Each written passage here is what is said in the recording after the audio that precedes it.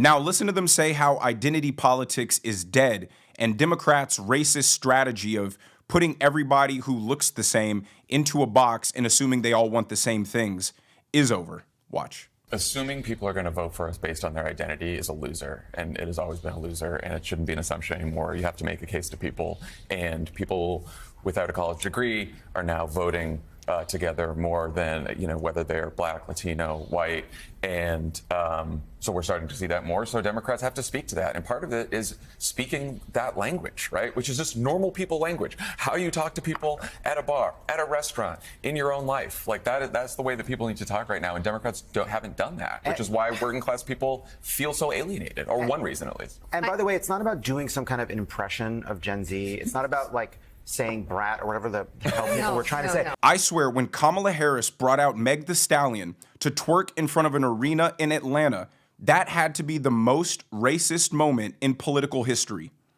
Maybe second to Joe Biden saying, if you don't vote for me, then you're not black. Every black person should have seen what Kamala did as her saying, you're too stupid to understand my message. You're too stupid for me to explain to you what I'm going to do. So instead, I know you guys like twerking and ass shaking, so here's some for you. Now can I get your vote? And it makes it even worse because she was trying to run on the platform of being a black woman, being relatable to the black community. And we all knew that she had no cultural experience at all with what the typical American black person goes through. But her bringing Meg the Stallion out to twerk was her basically asking her advisors, the black people, they like that, right? Okay, good, that's gonna work. Democrats thought Hispanics would be in favor of illegal immigration because, what, they all speak Spanish? Somehow American Hispanics don't like keeping their good jobs and not getting undercut by illegal labor. They don't like safe streets that aren't flooded with illegals who have nowhere to go. They don't like being able to rely on the social services of their cities and state because all the money is being given to illegal immigrants. Like, the Democrats were just so out of touch. It's almost hard to be that out of touch. Now, here's where they take a shot at Kamala, but really the Democrats more broadly, for being these inauthentic, fake, phony, empty suits.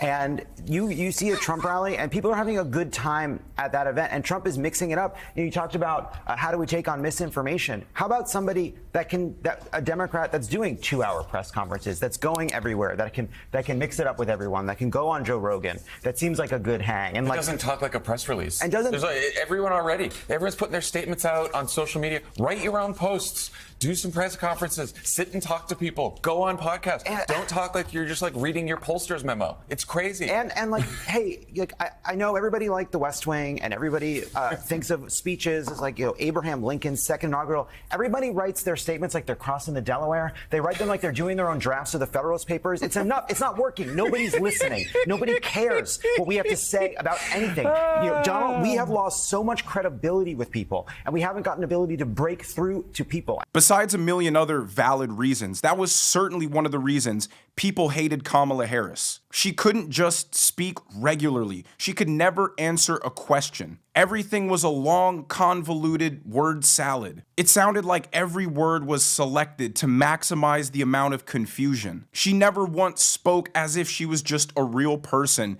having a guards down conversation. And the reason all the Democrats were like that is very simple. They made their entire platform about being respectful and upstanding and compassionate and empathetic. And they're none of those things. So of course they couldn't be who they are because it would go directly against the message and the narrative that they're trying to present. Only Kamala Harris could have one set of policies 4 years ago, and then now everything she believes in is the complete opposite of what she used to. And she feels like she doesn't have to explain to you why.